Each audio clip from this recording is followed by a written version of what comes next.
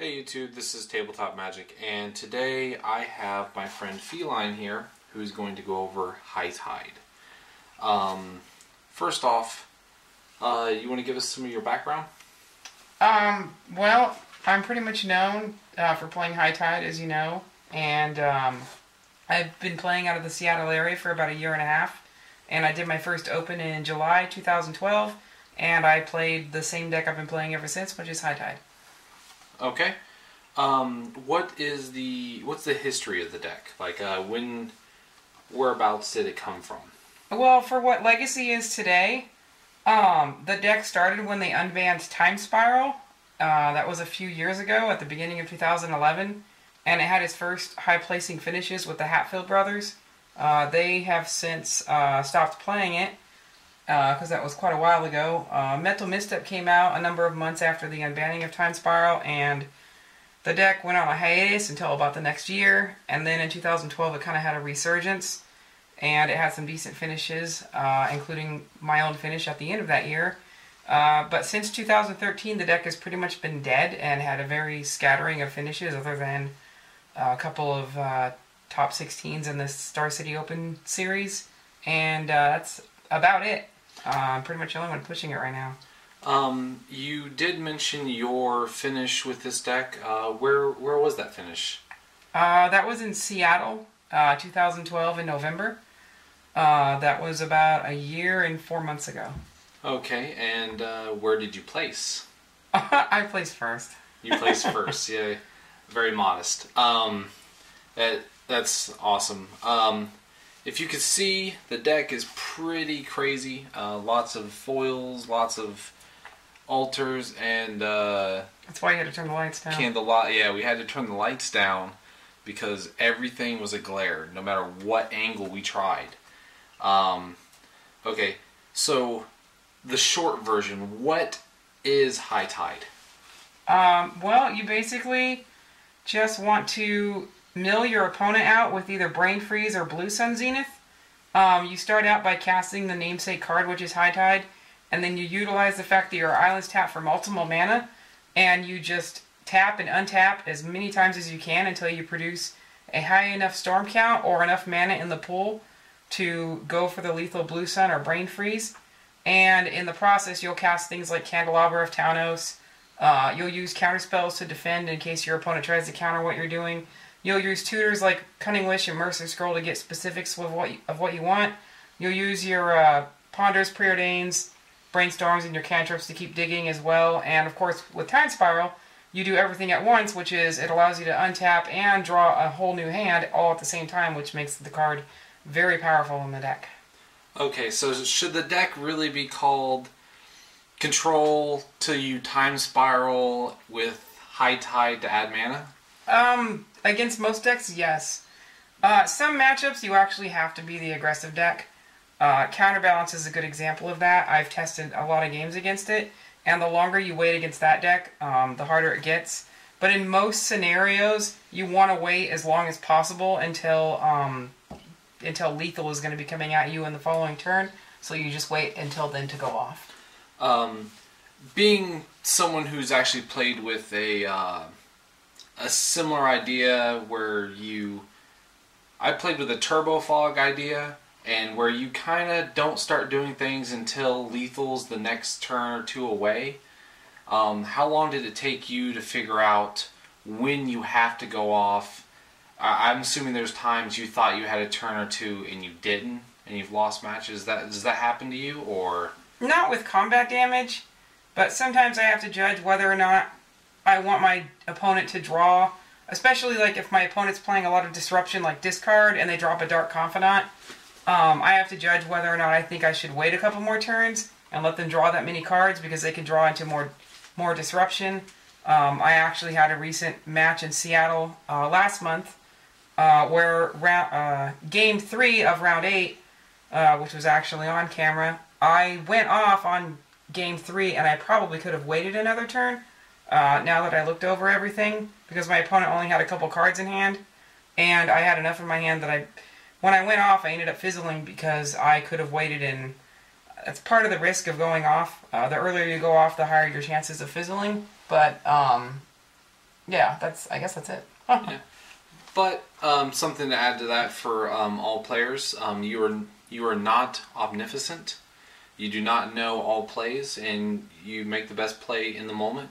Most of us do. Some of us make the poor plays in the moment. I do that a lot. But I guess it's trial and error with that. Would you say? Yeah. Well, there's no such thing as like the perfect or the right play. Yeah, no, not that. I would say there's no such thing as like you're never going to go to a tournament and have like a perfect run. You're probably always going to find things you could have done differently, depending on how you look at it. Sometimes you just can't predict what's going to happen next. You might be in a situation where 90% of the time the right play will be to take a certain route. So you take that based on the numbers, and then you have that one time where you're playing against the opponent and they get something that just doesn't happen very often, but it does, and it's just there's too many variables in the game for you to be able to for me to comfortably say that there's a certain way you should do this, that, or whatever, including playing the deck. I think anybody playing any deck should play whatever they're most comfortable with. I think it's optimally suited to that person's preference on a personal level. Okay. Well, now that we've discussed some of that, let's kind of look at what you're running for a deck at the moment. And we'll look at your sideboard / wishing board / then you have your maybe board over there and some other maybe board, possible ways to tune the decks for the meta that I guess that you think you're going to encounter. But we can go ahead and go through the main board and then kind of work from there. Okay. I guess I'll lead you off and we'll start with High Tide. Oh, well, you have to run 4 High Tides because you want to cast that. You don't have to cast it 80 billion times, but you want to cast it at least once or twice. Usually what happens is you start out, you cast a High Tide, you cast a Time Spiral, and then you start going nuts. The Candelabras are in there because they're a very efficient untap effect. One of the reasons why I max out on 4 is because getting them into play a turn before you go off I think is important, especially against taxing counters like Daze and Spell Pierce. It does make you susceptible to Stifle, but less decks run Stifle than the taxing counters. Also, people will sometimes target the candle, and like if they use a counterspell on the candle, then it's one less counterspell you have to worry about. It's also one more permanent in play that's not a draw spell, so that when you do Spiral, the percentage of draw spells in your deck is higher with every permanent in play as you Spiral. The Time Spiral itself, which is the next card, is in there because it untaps and draws 7. It's some people would say High Tide's the most powerful card in the deck, and technically you can win without spiraling, but I put a lot on Time Spiral. I'd say they're at least on par with each other for different reasons, just for what they do. Okay. So that's kind of like your mana Excel package. Yeah, those are like the main 3 cards you'll see in most deck lists. Okay, and then what do we have next on just to the right of those? Those are one of targets for Merchant Scroll. The reason why Snap and Wipe Away are in there is because there is enough decks out there that have enough things that are annoying that you might want to bounce something. Plus, Snap can untap, allowing you to go off turn 3 with a creature target. Wipe Away is mostly in there. I could actually see people cutting it, and I think it'd be fine. But I don't like Counterbalance that much, and so I main deck it. And also, with candles in there, if you have multiple High Tides resolved, if you bounce a candle with Wipe Away and replay it, it actually produces mana, so it's never completely dead. Okay. Meditate's in there because it draws 4 for 3 mana, and Turnabout's in there because it's an untap effect you can wish for. I mean, you can Merchant Scroll for, I should say. Okay. Okay, so those are, that's kind of, I guess, some of your draw utility, kind of bleeds into some of your mana ramp also with the Turnabout. Yes. And let's see, it looks like you have some tutors coming up next. You want to talk about those? Yeah, that would be Merchant Scroll and Cunning Wish. Merchant Scroll allows you to get just about anything out of the deck, with the exception of the artifacts, Ponder, Preordain, and Time Spiral. But you can get anything else, which would be the most important thing as counter spells and part of your combo pieces, which would be an untap effect. You can Merchant Scroll for a bounce if you need to, or of course you can get a High Tide. And then Cunning Wish allows you to get a whole assortment of things from the sideboard, which include your kill condition. If you notice, there's no actual kill condition in the main deck. A lot of times, games 2, I'll switch a High Tide with a Blue Sun, and there will be one main deck in case my Cunning Wishes get extracted somehow.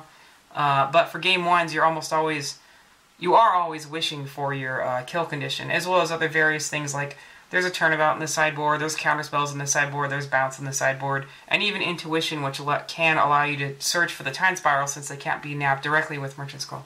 Okay, and then we have, looks like pretty standard counter spells. I'd assume that you were not a deck that'd want to play Daze. No. But you do. It does look pretty standard, except for the signature at the bottom of your Force of Will. But is there anything special about forces or forces? But any particular reason why you run Flusterstorm over anything else? I run Flusterstorm over Spell Pierce because I'm not worried about... Spell Pierce can hit everything but creatures. I'm not really worried about Planeswalkers. Liliana can be annoying on turn 2, but I can force it if I have to. If I don't, there will be some situations where I'll have to pay for that. But Flusterstorm is just way too strong in my opinion for what it does compared to all the other one-cast counterspells.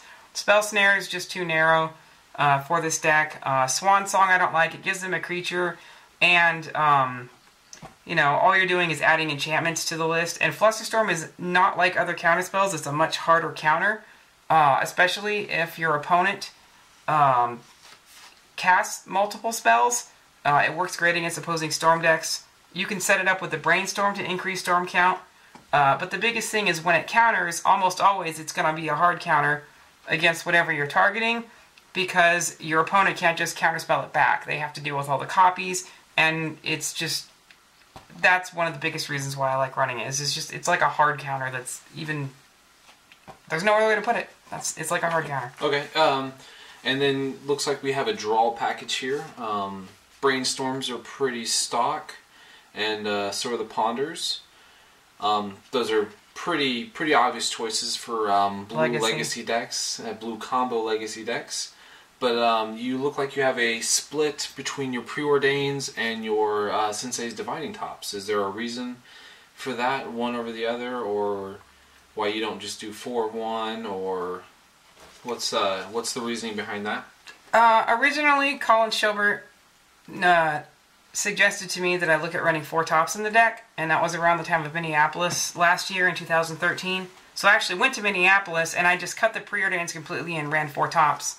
And it ran really nicely, but afterwards I've since gone back to 2 and 2 because I like the fact that with Preordain you can scry 2 cards from the bottom, which is really nice, especially mid-combo. If you Brainstorm and then put 2 lands on top, you can immediately Preordain, scry them away. Also, sometimes really early, if you get a 1-lander, Preordain allows you to dig deeper, whereas the tops, you can play a top and then you have to search your top 3, and that's a second investment of mana, and you won't necessarily be moving dead cards to the bottom. So I still like having Preordain in there because of that. But the tops are good too because, especially after a Resolve Time Spiral, you see cards 8, 9, and 10. And Sensei's Divining Top is really nice against discard. I've had games where Liliana was ticking up in play and I had no cards in hand. And once I knew I was juggling a High Tide and a Time Spiral on top, I would draw for the turn, and then I would tap to draw the other card, and then I would just combo, and then Liliana didn't matter at that point. Okay, so that's pretty good. And how many, let's look at your mana base. How many islands are you running? Technically, the actual island count is 12, but it's essentially 18 with the 6 fetch lands, which are in there because of Brainstorm effects, and Sensei's Divining Top, which is basically a way to shuffle. Okay, so it's just standard legacy. The standard legacy. For those who aren't familiar with it, Brainstorm, and, well, somewhat with Top, not so, well, it is.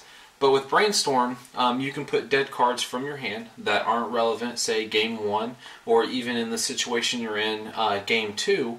You could put those on top, and then you could crack a fetch land and shuffle those away. And that gives you a better option to try to dig for what's more relevant for the situation you're in. Cards may necessarily be good, even the ones that you boarded in sometimes. But they're not always good in the situation you're in. So that's one of the big legacy things for those who aren't as familiar with legacy. One of the big interactions between fetch lands and brainstorms and tops once you've kind of seen what's there and what you don't want or do want. So that's the main board. You want to talk about your sideboard? I guess we could start with the wishing board, and then we'll go to what kind of gets sided in. The wish board would be the blue cards that you see in the sideboard on the 15. Blue Sun and Brain Freeze are your kill conditions. Intuition allows you to search for time spirals directly because you can't get them with Merchant Scroll. And then there's other random times where you'll Intuition because you have Time Spiral but you don't have High Tide and you don't have Merchant Scroll. So you can Cunning Wish for an Intuition and get High Tide, or even 3 Force of Wills if you want to go directly for a Force of Will. Meditate is also in the sideboard as a way to draw cards, and it doesn't cost as much. Turnabout is an untap effect. You can also use Turnabout to tap out your opponent to prevent them from countering you, or to tap their creatures just to fog them to buy yourself another turn. Rebuild is in the sideboard as well as a wish target. It bounces all artifacts in play, which is important against decks like Mud, Affinity, Death and Taxes, Prison Stacks, because they can get out multiple artifacts that can slow you down. Wipe Away is in the sideboard for the same reason there's one in the main deck. I just don't like Counterbalance. Flusterstorm's in the sideboard, which is kind of nice because if you Cunning Wish and Flusterstorm and you're targeting something, then the storm count is at least 2 when you cast it. Pact of Negation is in the sideboard as well because it is a wish target. That's a counterspell, and then the remaining 6 cards are in there for Graveyard Hate and anti-counter spells, being Defense Grid. And the Grafdigger's Cage is also work against elves because they play Natural Order, Green Sun Zenith, and they like to flashback Cabal Therapy. And Flusterstorm is kind of dead against elves in comparison, so I usually switch Grafdigger's Cage for Flusterstorm directly against that match. Okay, so that looks pretty good. One thing I personally seen you do last weekend with Rebuild is you actually played it and you bounced your candles. Is that something you normally do or happens a lot? Does it ever... If I do it intently, it's because I'm replaying the candles, and when you replay them, they're untapped, and you can use it to tap and untap your lands and produce more mana. Is that something that comes up a lot, or every so often, or was it kind of just a cheap trick because I seen you hit someone for 273 cards? No, usually it's Turnabout. If I get Rebuild and I'm intently untapping my candles and I have enough mana, it's because I asked my opponent, because the game was basically over and there was time left. Sometimes I'll ask my opponent if it's okay, do they care if I go nuts?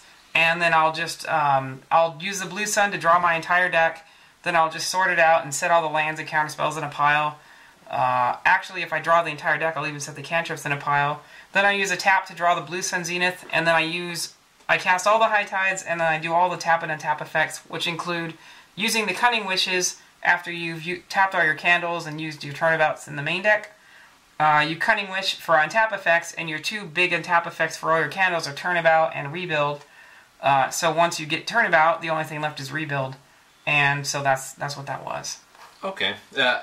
I had seen it, and there was a lot of quick math and numbers being flown about. Hopefully we can get to a video with that happening, and you get an idea of how fast Feline really is once she starts comboing out. It's really impressive because I actually walked by another player, and he wasn't comboing as fast, by far. Let's I guess we could call it your maybe board. Yeah, these cards in here that are not sleeved, this is something that I'm guessing there's a lot of people out there that probably do this, but it probably doesn't get talked about that much. It's cards that could be in the deck, but they're not. My 4th Grafdigger's Cage, my 4th Defense Grid, which is Spanish for some reason. Typically you'll see Surgical Extraction and Ravenous Trap in the sideboard of High Tide. I have those on the side because I'm not using them, but I still like to have the option. There's a second Snap that I at one time did have in the sideboard, but I've since cut. A second Pact of Negation that would be in the sideboard, but with the 3 defense grids in there, I felt like one was comfortable. There's a Capsize I also have, which some people know. Once you cast a number of High Tides and have a candle in play, you can actually go infinite by playing Capsize with buyback, replaying the candle, and then you just keep producing mana. I've never really ran it. I've thought about ranning it. With Capsize, you can bounce all your opponent's permanents before you spiral, so that if you do fizzle, they fizzle too, which is kind of nice. It's something I'm considering. I'm going to be doing Detroit in 2 weeks, and it might actually be in my sideboard at that point. Echoing Truth is in there as well, but I've never used it. Usually Wipe Away and Snap and Rebuild are enough. Gigadross is in there because it kind of acts as a way to tap out the opponent so they can't counterspell me. But a lot of times I just use Turnabout to do that via Cunning Witch or Merchant Scroll. So I've never actually ran the Gigadross in the sideboard. But with the Replicate, it's something that I just keep on me in case I decide to do that one day. I also have a set of Leyline of Sanctities. They have been in some versions of High Tide sideboard. It's rare. But especially at local meta games, if I see a lot of discard in the room, I'll actually put them in the sideboard and use them over, probably over Defense Grids or Grafdigger's Cages, depending on what's in there. And then the stuff on the bottom is the 3rd and 4th Preordain, the 3rd and 4th Top, the 3rd and 4th Turnabout, the 3rd and 4th Snap, and then a set of Repills, which I don't personally use Repill. I probably won't, but sometimes I look at doing it, and so I've just always kept them. And then the final card on the side is Frantic Search, which is banned in Legacy. But for good reason. If they ever unban it, I have a playset ready to go. So if they ever unban that card, it'll be the end of everything. Yeah, well, it'll be 45-minute combos left and right. Yeah, essentially what would happen is High Tide players would probably show up more, and they would just run Frantic Search over Candelabra. And then a while ago, people would make the argument that it would make Reanimator even stronger. But at this point, it costs 3. I don't know Reanimator well enough to say that they would even run it anymore, because usually by the time they get to 3 mana, they're already winning anyway. Last weekend, one was winning against me at 1 mana. Yeah, well, they have Careful Study, so it's like, I mean, Frantic Search costs 2 more, and they probably don't care about the untap effect as much. I could be wrong. I don't know Reanimator well enough to make that proper assessment. But it's there in case it gets unbanned. I've tested it out, and it makes the deck... The deck goes off turn 3 and turn 4, but it basically makes the deck consistently go off turn 3 like 90+% of the time. That looks like it's pretty much the deck. If you guys have any questions or comments, specifically to High Tide, go ahead and post those up. Hopefully we can get Feline to come back, maybe answer a couple of those. But this is the end of this deck tech, and I hope you guys enjoyed the video. If you have any questions, comments, concerns, go ahead and post them up. Please like and subscribe. That always helps the channel, and I hope everyone has